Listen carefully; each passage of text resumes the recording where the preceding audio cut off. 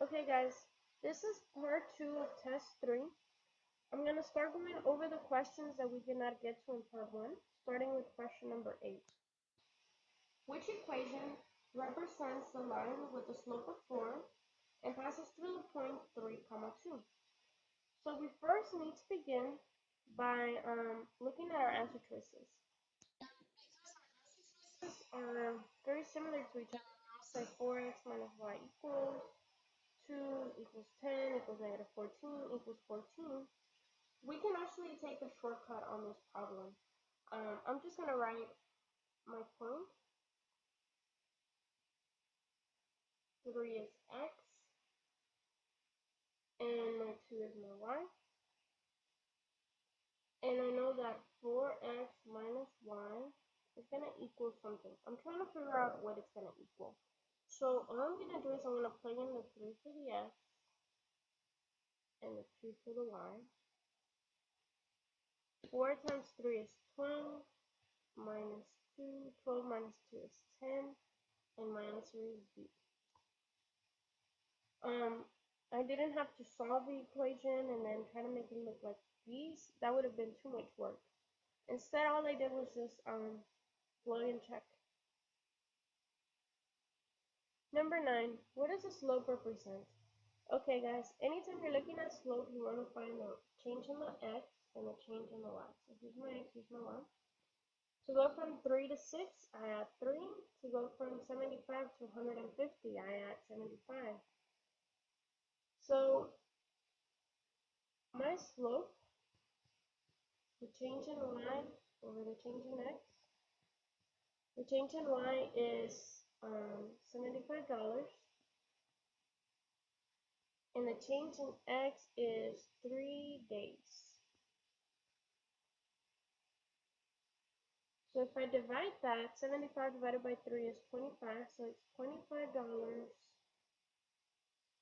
per day. And the only one that makes sense is B. The cost is $25 for each day. Let's look at number 10. Identify the zero in the following table.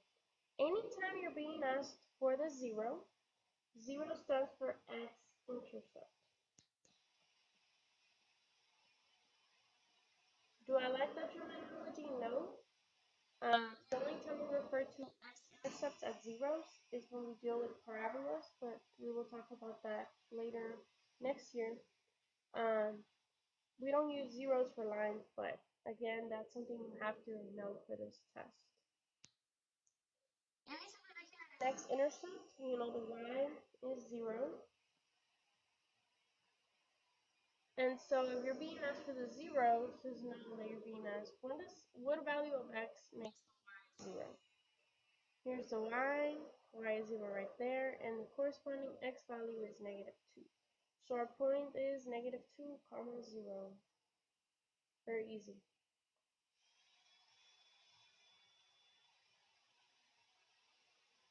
Okay, so a lot of people got this one wrong.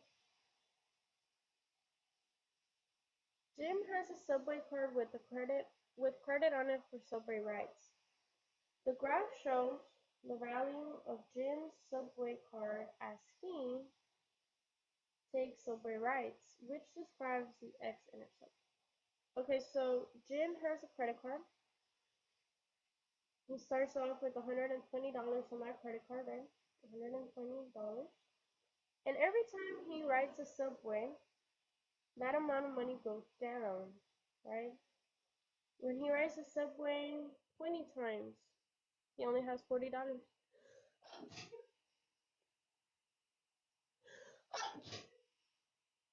When he rides the subway 20 times, he only has $40 left on his card. And as he rides the subway more and more times, he has less and less money until finally he cannot ride the subway anymore because he runs out of money. We're trying to figure out what does the x-intercept represent. This is the x-axis, and here's where the line crosses the x-axis. So what does that number represent? Is it the maximum number of subway rides taken? Well, yeah. maximum number of times he can ride the subway is 30, because that's whenever he runs out of money. But let's look at the other ones just to make sure. The minimum number of subway rides he can take. This is not the answer, because the minimum number of rides he can take is actually 0. He can choose not to ride the subway at all. The starting amount of the subway card.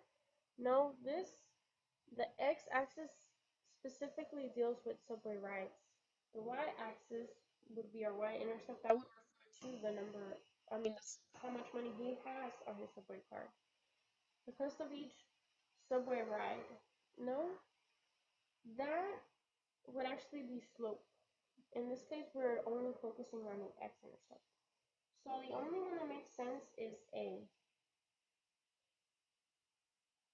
He can ride the subway up to 30 times before he runs out of money. Let's look at number 12. The line segment on the graph shows the height of a drop of water on a plane of glass with respect to the time it takes to reach the bottom of the glass. Which of the following best describes the slope of the line segment? So we're looking at slope. Again, anytime you're looking at slope, you wanna pick 2 points on a graph, and we always do rise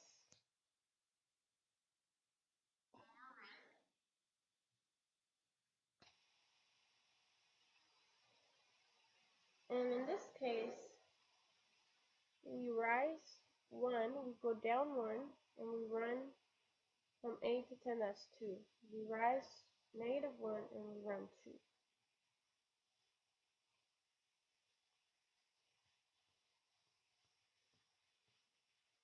I know we ran 2 seconds, and we rose -1 inches.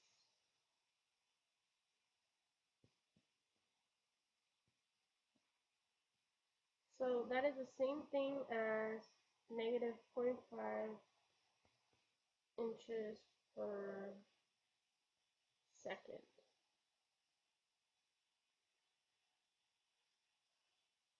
So look at our answer choices. The drop approaches the window at a rate of 2 inches per second. Nope. The drop approaches the bottom of the window at a rate of 1 inch per second. Nope. And instead of reading the other ones, the only one that makes sense is C, because it approaches the window at ½ inch per second. Because we calculated slope, and that's the number we got. So the answer is C. Number 13. A lot of people miss this one because they typed it in wrong into school with me. Gloria went to grocery shopping to buy vegetables and soda. The amount of soda cans that she buys affects the weight of the grocery bag she's carrying. Shown in the table below. How much would the grocery bag weigh if she does not buy any soda cans? If she does not buy any soda cans, the number of soda cans is 0. So that's what we're trying to get to. In order to get to 0, we have to look at the patterns. From 2 to 6, you add 4. From 6 to 8, you add 2. On the other side. From 14 to 34, you add 20. From 34 to 44, you add 10. To get from 2 to 0, I have to subtract 2. If I subtract 2 on that side, what do I subtract on the other side? Well,